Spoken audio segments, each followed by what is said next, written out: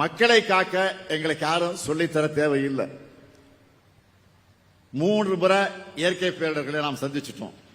இந்த நாம் ஆட்சிக்கு வந்து 3 முறை வேண்டிய உதவிகள்லாம் செஞ்சு மக்களை காத்தோம். ஆனா பாதிக்கப்பட்ட உட்கட்டமைப்புகளை சரி செய்ய நிவாரண பணிகளுக்காக நாம கேட்ட 37,000 கோடி ரூபாயை ஒன்றிய பாஜக அரசு கொடுத்துச்சா? இல்ல, இதுவரைக்கும் கொடுக்கல. ஏன் கொடுக்கல? அப்படி கொடுத்தா தமிழ்நாடு சீராகிவிடும், தமிழ்நாடு வளர்ந்து விடும். அது நடக்கக்கூடாதுன்னு நினைக்கிறாங்க ஒன்றியத்தில் இருக்கக்கூடிய அரசு. ஒன்றிய அரசு பணம் கொடுத்தாலும் கொடுக்காமல் போனாலும் தமிழ் மக்களை காப்பதுதான் நம்முடைய கடமைன்னு செயல்பட்டு வரக்கூடிய அரசு தான் இந்த திராவிட மாடல் அரசு என்பதை நீங்கள் மறந்துவிடக்கூடாது.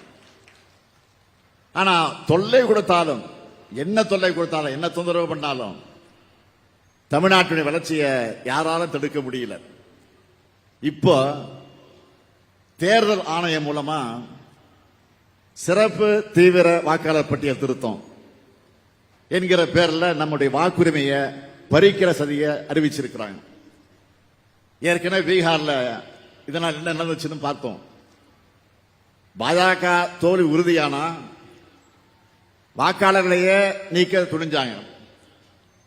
அதே ஃபார்முலாவை தமிழ்நாட்டிலையும் இப்போ முயன்று பார்க்கிறாங்க. தொடக்க முதலே இந்த சதியை உணர்ந்து நம்ம எல்லாரும் எல்லா வகையிலும் இதை எதிர்த்துட்டு இருக்கிறோம். இப்ப கேரளாவும் நம்மோட இதில் இணைஞ்சிருக்காங்க. இது தொடர்பாக நம்முடைய அடுத்த கட்ட நடவடிக்கை குறித்து முடிவெடுக்க வருகிற நவம்பர் 2ஆம் தேதி என்று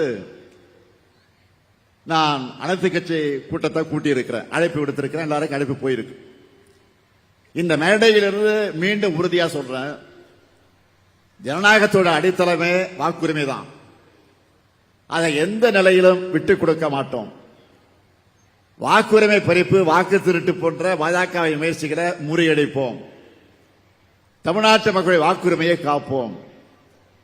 மக்களாட்சியை காப்பதற்கான இந்த முன்னெடுப்பில் அனைத்து கட்சிகளும் அரசியல் வேறுபாடுகளை கடந்து பங்கெடுக்க வேண்டும் என்று நான் இந்த மேடையில் இருந்து அவர்களுக்கெல்லாம் அழைப்பு விடுக்கிறேன்.